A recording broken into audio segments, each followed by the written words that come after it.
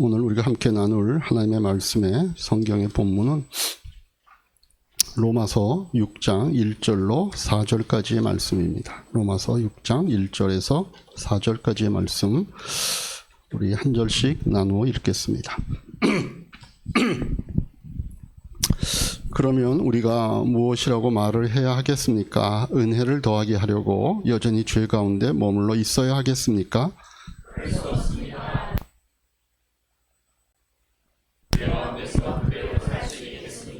세례를 받아 그리스도 예수와 하나 된 우리는 모두 세례를 받을 때에 그와 함께 죽었다는 것을 여러분은 알지 못합니까? 그러므로 우리는 세례를 통하여 그의 죽으심과 연합함으로 그와 함께 묻혔던 것입니다. 그것은 그리스도께서 아버지의 영광으로 말미암아 죽은 사람들 가운데서 살아나신 것과 같이 우리도 또한 새 생명 안에서 살아가기 위함입니다. 아멘. 우리 자녀들을 위해서 올리브 브레스하는 시간 함께 갖겠습니다. 같이 기도합니다. 하나님 아버지 은혜를 감사합니다. 이제 벌써 계절은 완연한 봄으로 바뀌어져 가고 있고 우리들의 선물로 허락하신 우리의 자녀들도 하나님 새싹이 트고 열매가 맺고 꽃이 피듯이 이제 우리의 자녀들도 그들의 인생의 한 걸음 한 걸음을 더욱 성장하며 나아가는 것들을 저희들이 보게 됩니다. 하나님 아버지 오늘 말씀으로 우리의 자녀들을 축복합니다. 가는 길마다 내가 너를 지키겠다라고 말씀하신 시편에 있는 그 말씀처럼 하나님이 이 약속을 우리 자녀들에게 그대로 적용해 주실 것을 부모된 저희들이 간절히 기도합니다. 우리 부모들이 늘 함께하지 못하는 그 걸음걸음마다 그 순간순간마다 인생의 구비구비마다 하나님께서 함께하심으로 가는 길마다 우리의 자녀를 지키시는 분 되신다는 것을 저희가 이 시간 믿사오니 하나님 우리 자녀들에게 그런 하나님을 체험하고 동행하는 우리의 자녀들의 인생이 되도록 주님 축복하여 주시옵소서. 예수님의 이름으로 기도하옵나이다. 아멘. 우리 자녀들은 자체 모임 위해서 이동하면 되겠습니다.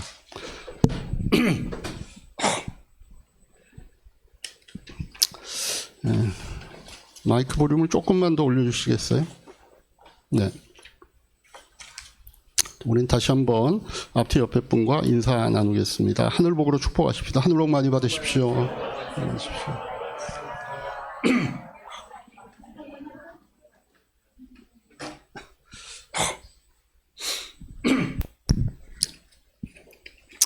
자, 지난 주일은 우리가 이제 부활주일이어서 부활절에 해당하는 설교를 나누었고 오늘은 이어서 우리가 계속 하고 있는 복음에 관한 설교로 오늘 같이 말씀을 나누겠습니다.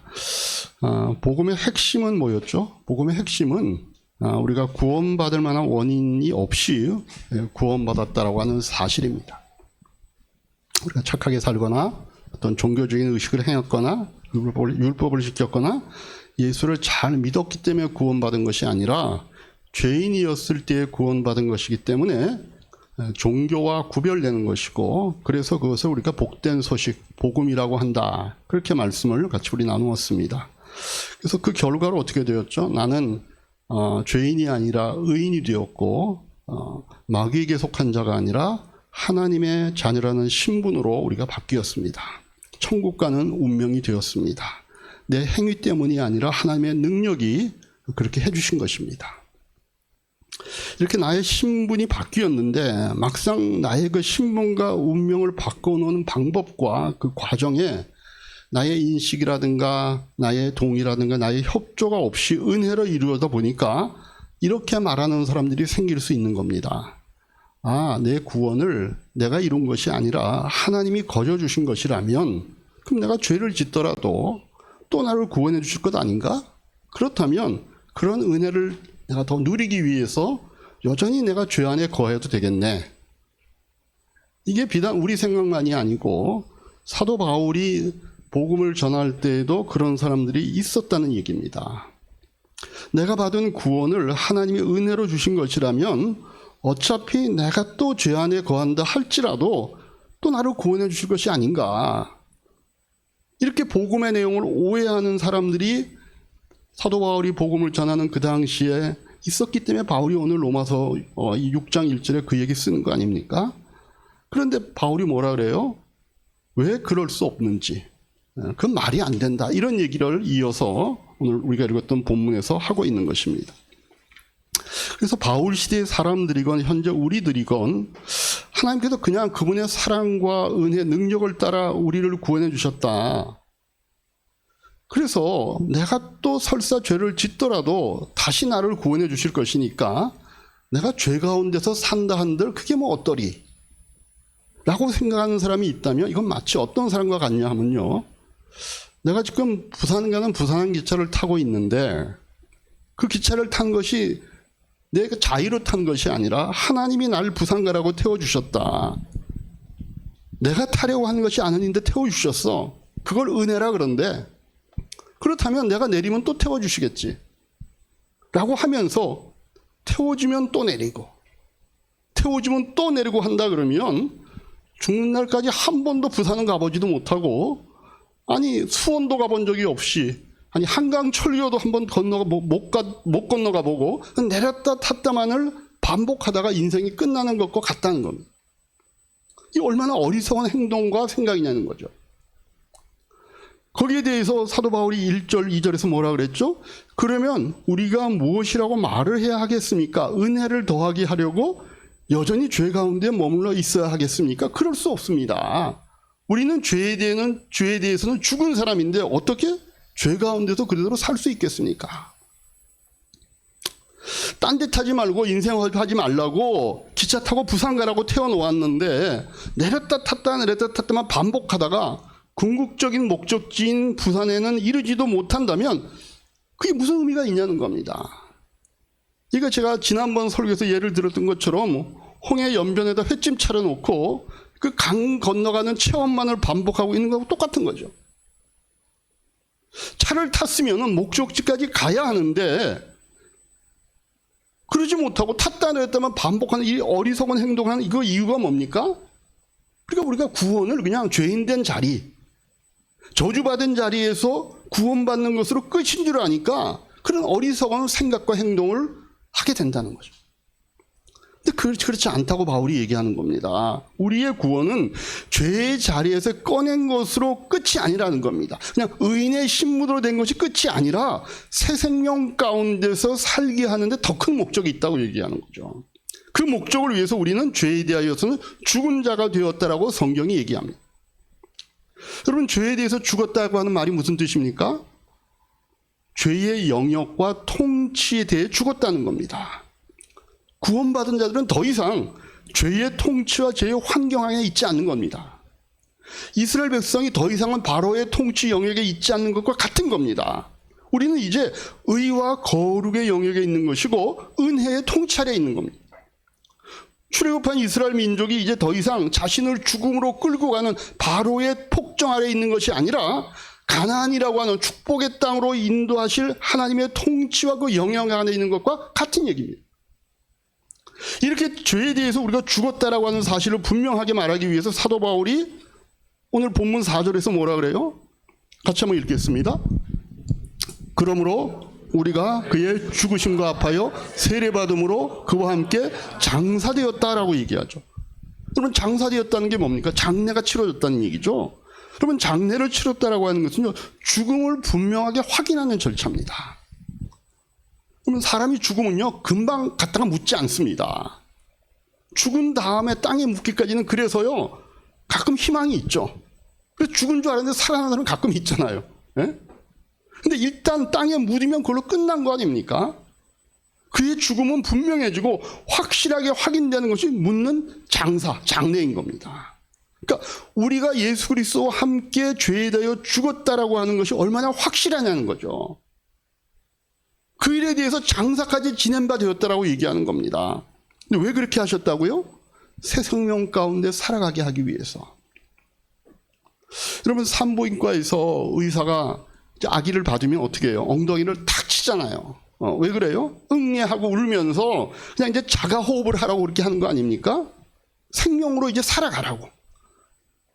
근데 아기가 이건 내 의지로 나오는 게 아니니까 나는 또 좀 더 편안한 엄마 자궁 속으로 들어갈 거야. 그럼 또 꺼내 주시겠지, 의사가. 이게 얼마나 말이 안 되는 얘기냐는 얘기죠. 근데 왜 이런 식의 어리석은 질문을 하는 사람이 생기냐 하면, 첫째는요, 말씀드린 것처럼 이 구원 얻는 과정에 대한 인식이 나에게 없기 때문이고, 두 번째는 내가 인식하는 것은 여전히 내가 죄와 죄에 대한 유혹 속에 있다는 것을 내가 발견하기 때문에 그렇습니다. 우리의 신분이 하나님의 자녀인데도 여전히 내가 경험하고 인식하는 것은 거룩한 하나님의 자녀의 모습보다는 죄의 습성으로부터 벗어나지 못하고 있는 나의 옛 모습이더라는 거죠. 그러니까 드는 생각이 뭐예요? 아, 난 여전히 죄 가운데 있구나. 그런데 처음에는 내가 예수 믿고 구원 받은 것 같은데, 근데 이게 어쩐 일이지? 이렇게 당황하다가, 그러다가 이거밖에 안 되나 낙심하다가 결국은 어떤 쪽으로 자기의 그런 상태를 합리화하기 시작하냐면요, 그래, 내가 죄인이었을 때도 나를 구원해 주셨지. 그러니까 이렇게 있어도 다시 은혜로 꺼내 주시겠지. 어차피 뭐 그거 내가 할 수 있는 건 아니잖아. 이렇게 간다는 겁니다. 바울이 뭐라 그래요? 그래서는 안 된다는 거죠. 왜냐하면 나에게 아직 죄의 유혹과 죄의 습성이 남아있는 것은 내가 아직 구원받지 못한 상태이기 때문이 아니라는 겁니다. 죄에 대하여 뭐라 그래요? 예수 그리스도가 십자가에 다시 내가 함께 나도 죽은 거기 때문에. 여러분, 죄에 대해 죽었다라는 것은 말씀드린 것처럼 죄에 대한 생각이라든가 죄에 대한 감각이라든가 죄에 대한 실패의 가능성 자체가 우리 안에 남아있지 않다는 뜻이 아닙니다.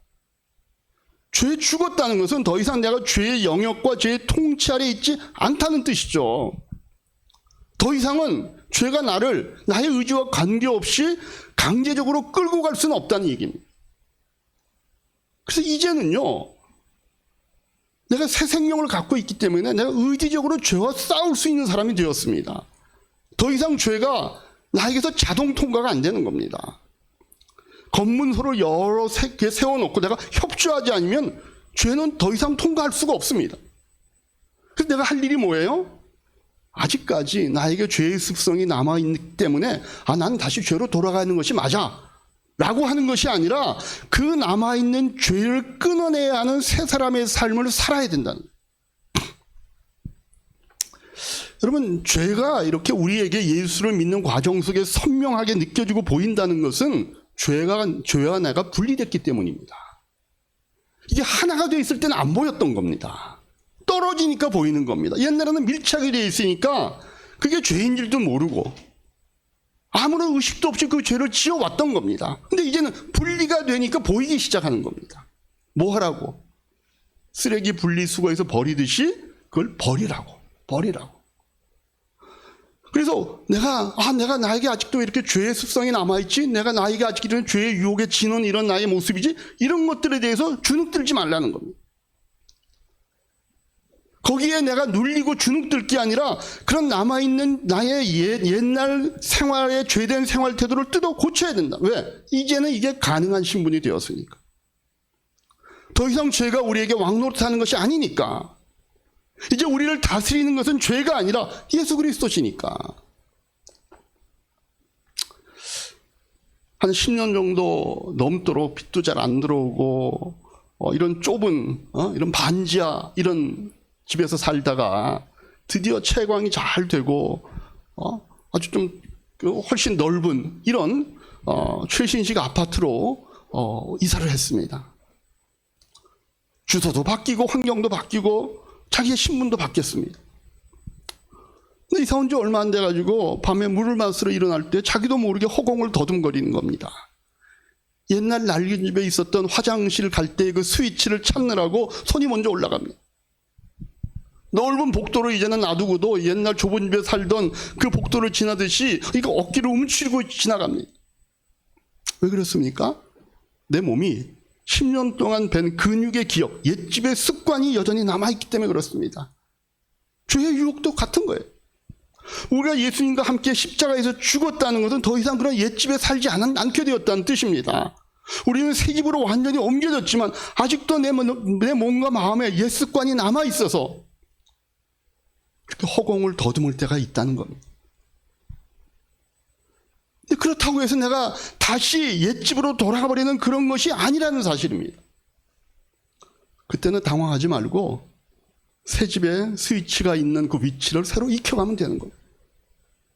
여러분, 불신자와 신자의 차이점이 뭔 줄 아시죠? 불신자는요, 가끔 착한 일을 해도 결국 돌아가는 집은 죄입니다.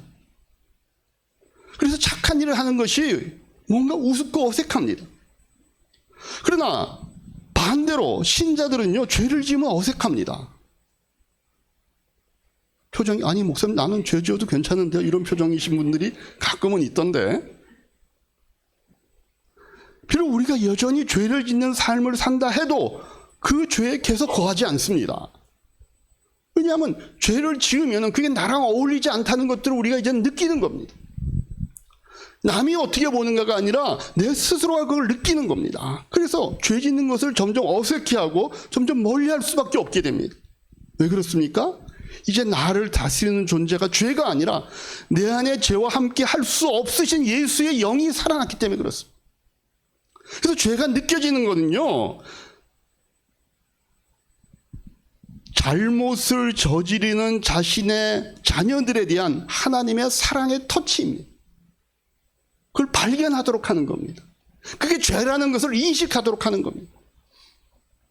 그러면 달라지죠. 옛날에는요, 죄 속에 우리가 이틀이 있으면 이제는 하루만 있게 되고, 좀 더 지나면 반나절만 있게 되고, 1시간 있게 되고, 죄를 짓기 시작했다가도 중간에 손을 놓아버리는 식으로 점점 바뀌는 겁니다.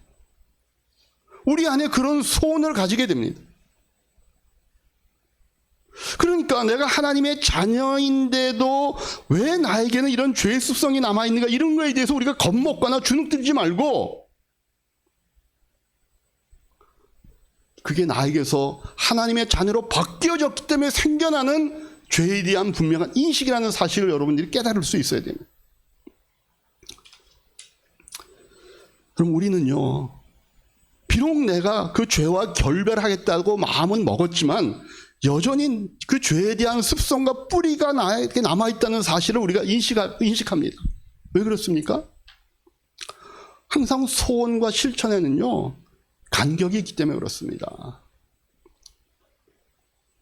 우리가 하고 있는 소원이요, 실천이 그 소원을 못 쫓아오는 겁니다. 우리의 마음속에 거룩한 소원이 앞서가고 있기 때문에 그 실천이요, 작년에 비해서 조금 나아졌음에도 불구하고 앞서가는 우리의 소원과 점점 거리가 멀어진 것처럼 느껴집니다. 왜? 우리 안에서 예수 그리스도의 영이 우리가 어떻게 살아야 되는지, 무엇이 참된 그리스도의 삶인지를 자꾸 말씀해주고 가르쳐주고, 그걸 하고 싶은 소원들은 막 생기는데 여전히 나의 옛사람은 뒤에 있으니까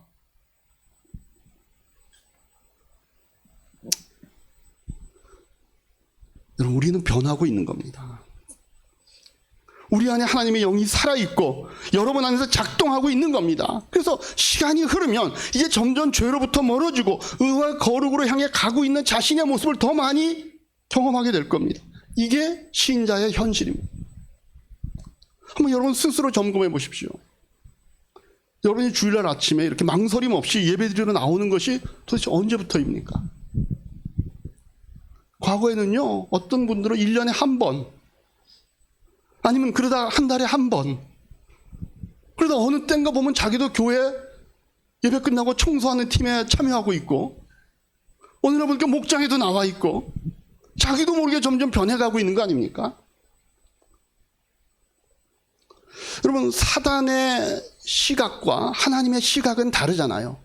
하나님이 우리를 평가하는 그 자와 사단이 우리를 평가하는 자가 다르잖아요. 제가 생명의 산 할 때 여러분들에게 그 말씀 드리지 않았습니까? 사단의 자는요, 항상 완전주의의 자입니다. 완전주의로 사람을 평가하도록 합니다. 완전이라고 하는 잣대를 들이댑니다. 야, 너 예수 믿은 지 벌써 10년이나 됐다면서 겨우 이 모양이냐. 그게 사단이 바라보는 사단의 시각입니다. 근데 하나님의 눈은 어때요? 야, 너 10년 전에 비하면 많이 변했다. 그럼 하나님은요, 지금 우리가 어느 수준에 있는지, 지금 어디 있는지, 얼마나 변했는가, 그걸 보는 겁니다. 하나님 모르고 죄인인 상대로 살았던 그 사람이 이제 하나님 알고 하나님의 말씀대로 살아보려고 애쓰는 거, 그게 하나님 눈에는 이뻐 보이는 거예요. 우리는 그 눈으로 자신을 보고 이웃을 볼 수 있어야 합니다. 근데 사단의 시각의 완전주의 입장에서 보면요, 10년 믿었는데도 불구하고 지금도 불신자보다 인격적으로 못한 사람일 수 있습니다. 엉망일 수 있습니다. 근데 우리가 그런 사람에게 하나님의 시각을 가지면 이렇게 얘기해 줄 수 있죠. 야, 네가 잘 몰라서 그렇지, 저 사람은 예수 믿기 전에 비하면 엄청나게 변한 거야. 우리가 그 사람의 옛날 모습, 그 이전에 자신의 잘못된 삶을 아니까 지금 변한 그 모습이 너무나 귀한 겁니다. 그게 하나님의 시각이고 그게 성도로서 가져야 되는 다른 사람에 대한 평가의 입장입니다. 아직도 넘어지고 퍼지고 이웃을 다쳐주고 자기 자신에게 상처를 입히지만, 그래서 다른 사람들은 그 사람에게 뭐라고 할지 모르지만 그 사람의 구원받기 전의 모습을 알고 있는 사람들로서는 지금 그 사람의 모습이 너무 귀한 겁니다. 그게 하나님의 시각입니다. 그게 나 자신과 이웃을 보는 눈이어야 하고, 그게 성숙한 신자의 생각, 그게 교회의 분위기가 돼야 되는 겁니다. 그러니 오늘 한 말씀이 뭐예요? 더 이상 죄의 욕심과 유혹이 내 안에 남아있는 것을 인식하게 된다 할지라도 거기에 괴념치 말고 새 생명답게 살아가라는 거예요.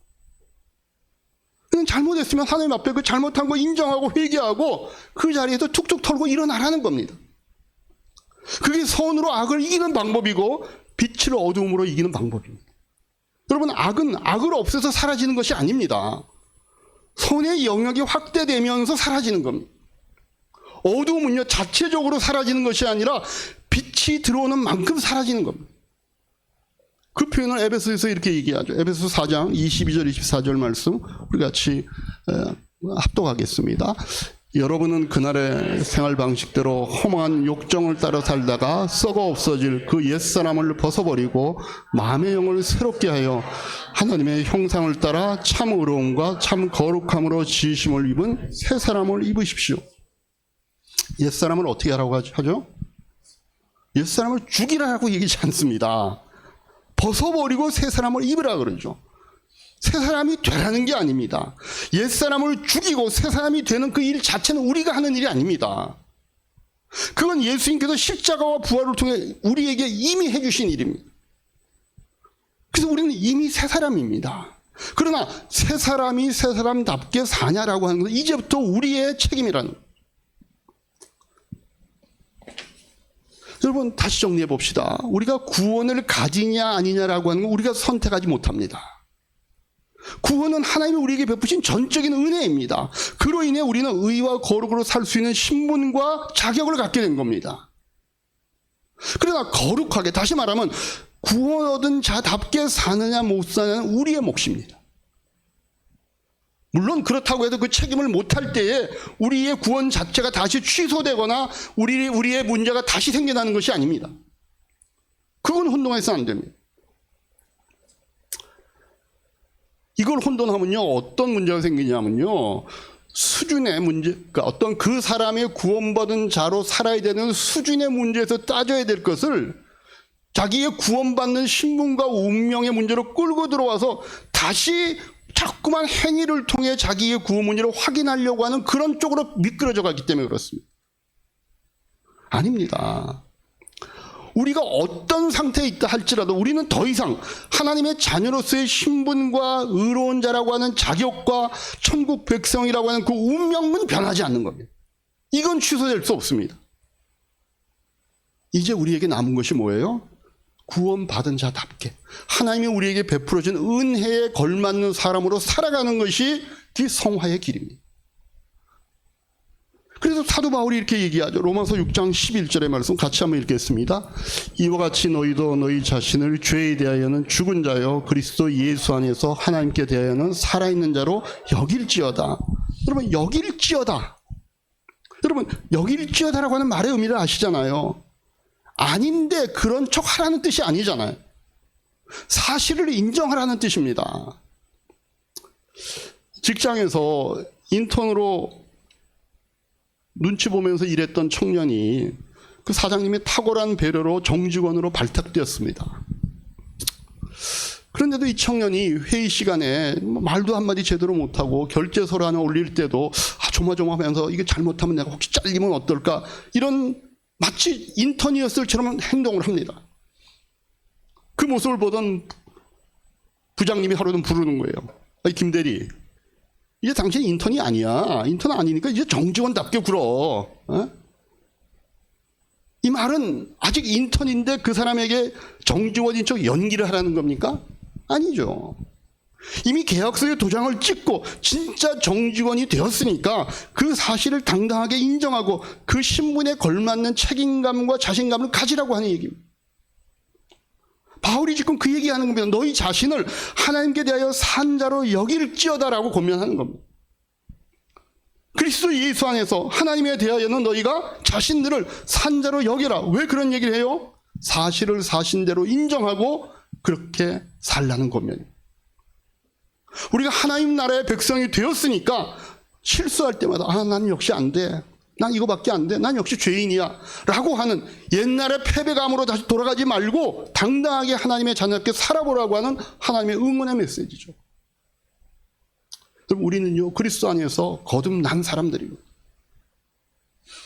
근데 사실은 매일매일 그런 우리를 구원해 주신 하나님을 기쁘시게 하는 것보다 그렇지 못한 삶을 살 때가 더 많잖아요.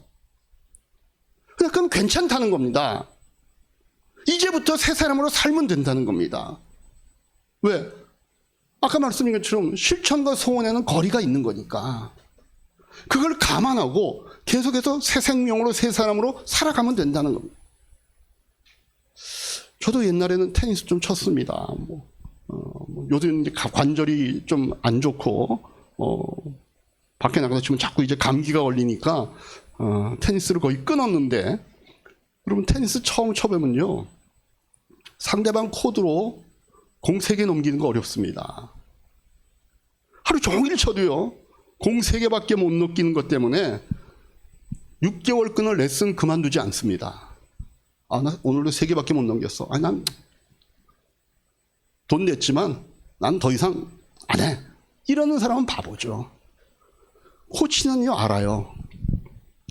초보자가 첫날 그만큼밖에 못 넘길 것을 코치는 아는 겁니다. 그래서 그 사람에게 얘기해줘요. 3개나 넘기셨네요. 근데 보통 우리는 어떻게 생각해요? 그날 1000개 공을 쳤는데 930개쯤은 안 넘어가고 한 3개만 넘어간 거예요. 보는 관점이 다른 겁니다.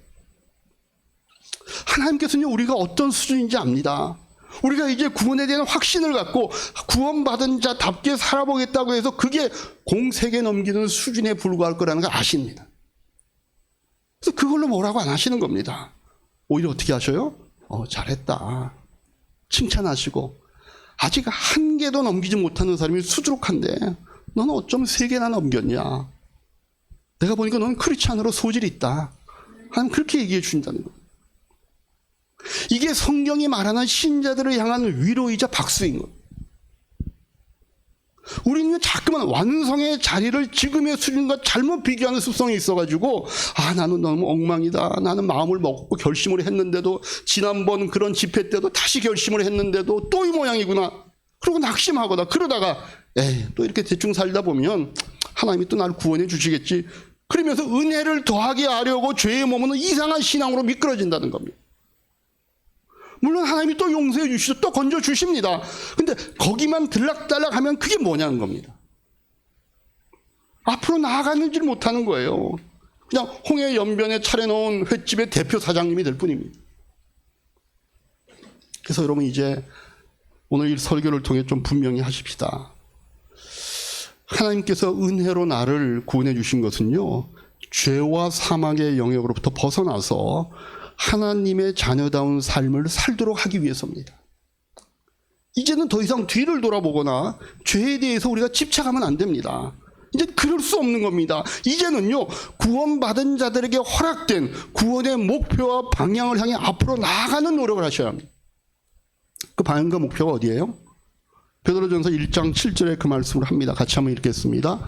베드로전서 1장 7절의 말씀, 시작. 하나님께서는 여러분의 믿음을 단련하셔서 불로 단련하지만 결국 없어지고 마는 금보다 더 귀한 것이 되게 하시며 예수 그리스도께서 나타나실 때에 여러분에게 칭찬과 영광과 존귀를 얻게 해 주십니다. 좀 이거예요. 우리가 갈 곳은요, 자녀다운 자리, 영광과 칭찬과 존귀의 자리입니다. 이 길을 걸어가는 것이 성화의 삶입니다. 이것도 하나님이 혼자 하게 안 내버려 두셔요. 구원받을 때 역사했던 성령께서 내 안에 내주하시면서 나를 도우시는 겁니다. 그리고 나를 구원의 자리로 이끄셨던 하나님의 능력과 은혜가 나를 주저앉도록 내버려 주시지 않는 겁니다. 그래서 결국 우리는 현재 수준에서부터 앞으로 나아갈 것입니다. 그런 성화를 향한 소망과 기대로 걸어가는 한 주간 되시기를 주님의 이름으로 축복합니다. 기도하겠습니다. 들으신 말씀 생각하면서